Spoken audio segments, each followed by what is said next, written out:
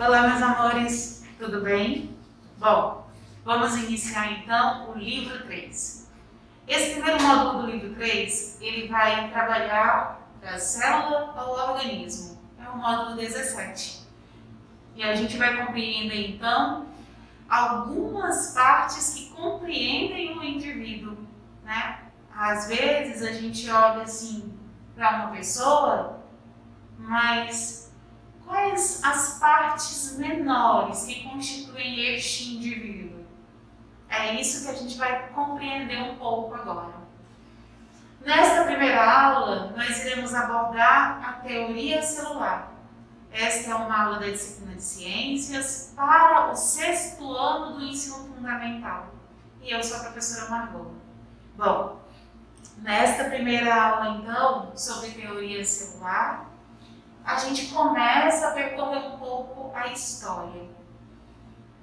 Este cara aqui, Robert Hooke, em 1665, utilizando esse microscópio aqui, super simples. Se a gente for comparar com os microscópios que nós temos hoje, né? Nós temos na escola, super diferente. Há uma diferença em relação à tecnologia, era super simples. Ele pegou uma cortiça, sabe aquelas folhas que a gente usa, que vocês veem às vezes o papai utilizando para poder tapar uma garrafa de vinho, por exemplo?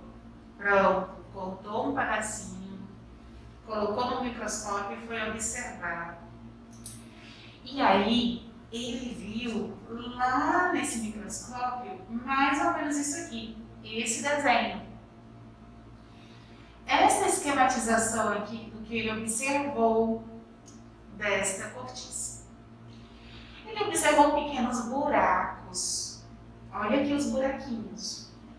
Bom, quando ele viu esses buraquinhos, se vocês observarem bem, parece um quadradinho, né? Fechadinho aqui, cada buraquinho desse. Nossa, aí ele associou esses buracos a uma célula. Uma célula, um espaço, um ambiente fechado, de 4 lados, sabe? Como se fosse o seu quarto, a sua sala, a célula de um ambiente. Então, uma célula fechada, né? 4 lados. Então, ele chamou inicialmente de células.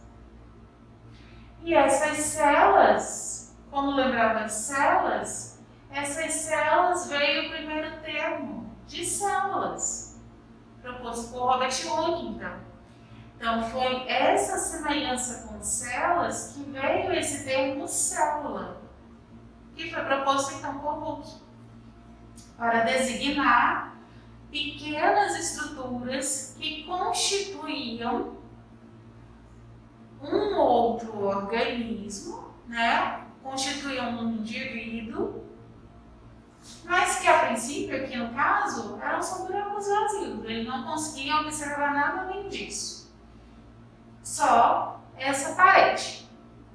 Bem, mais à frente, Schleiden e Schwann, já com um pouco mais de tecnologia, lá em 1838, eles conseguiram observar também aquelas, observando em microscópios um pouco maiores que o de Hooke, também conseguiram observar células, buracos, só que um pouco mais estruturados, né? Então eles conseguiram observar essas células também.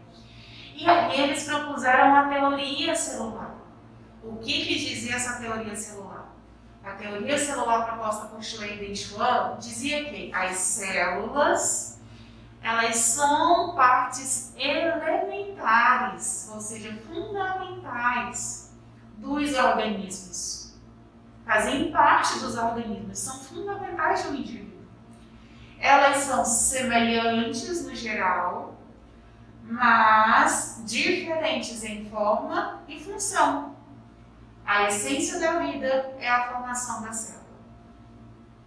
Então, a essência da vida é a formação da célula. Os indivíduos, eles necessitam ser formados por célula para que haja vida. Então, seria um dos princípios básicos para a existência da vida, a presença da célula.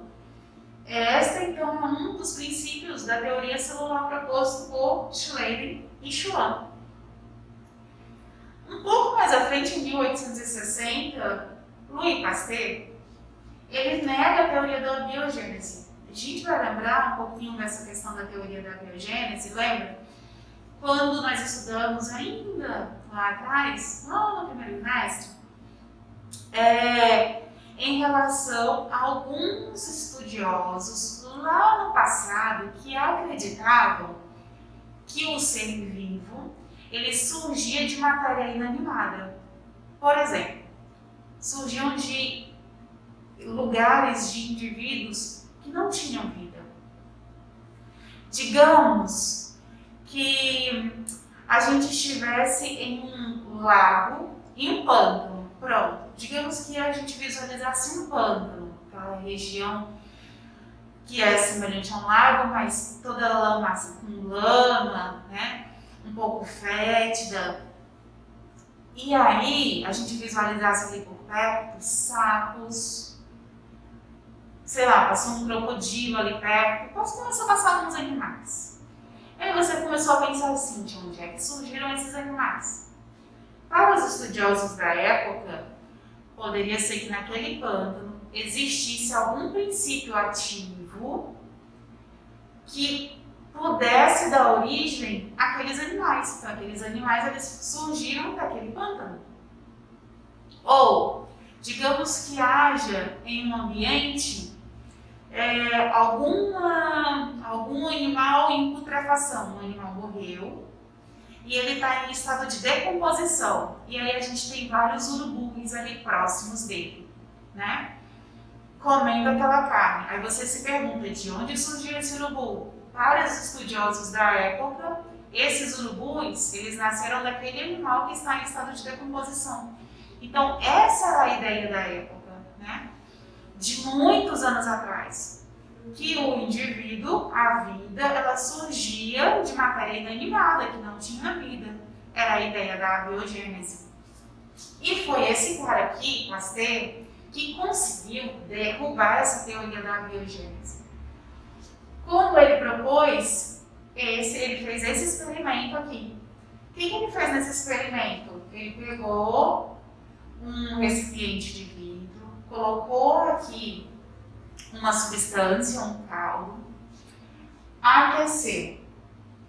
Antes, ele aqueceu aqui o gargalo e ele alongou. Ficou como semelhante ao pescoço de um cisne. Tanto é que esse experimento tem também esse nome de pescoço de cisne. Aqueceu, borbulhou, deixou por um tempo. Aí ele pegou, coletou um pouquinho desse material, observou no microscópio e viu que não surgiu nenhum ser vivo aqui dentro, nenhum indivíduo vivo. Bom, se o ser vivo surge de matéria inanimada, surge do nada, então era para ter algum organismo vivo aqui dentro, deduziu ele. Quando ele quebrou o gargalo, que ele observou de novo, aí sim ele conseguiu observar micro-organismos aqui dentro. Então, esses micro-organismos, eles estavam presentes aqui no ar. Quando entraram em contato com o meio, então eles conseguiram se reproduzir. Então, eles conseguiram estar aqui em contato. Aqui, enquanto o gargalo estava presente, eles não conseguiram chegar até esse meio por conta do gargalo, né? Então, vinha, acabavam ficando retido e não chegava até esse meio para que eles pudessem, então, se alimentar e se reproduzir. Então, aqui ele consegue derrubar essa teoria da abiogênese, permanecendo, então, a teoria da biogênese, que a vida, para que ela possa existir, ela precisa de outra vida. Então, a vida só surge a partir de outra vida, certo?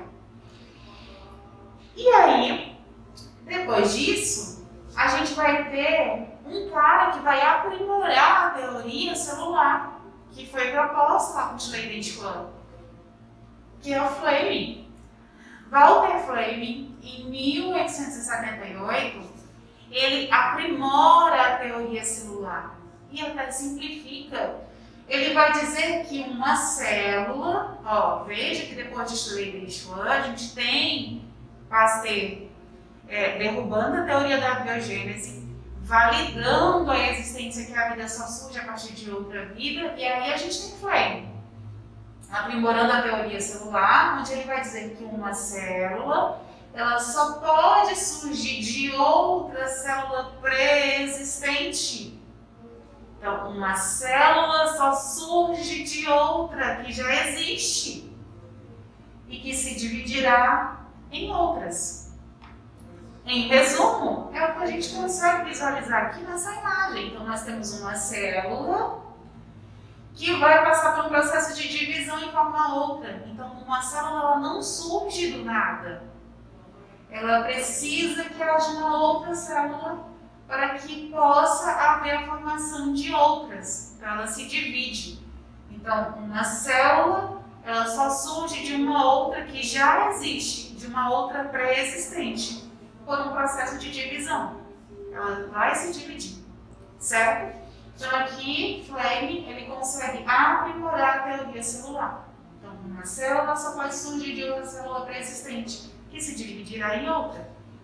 Em resumo, a gente passa a ter então a teoria celular como todos os seres vivos são formados por células. E a teoria celular vai dizer ainda que a célula só pode se originar de outra célula pré-existente.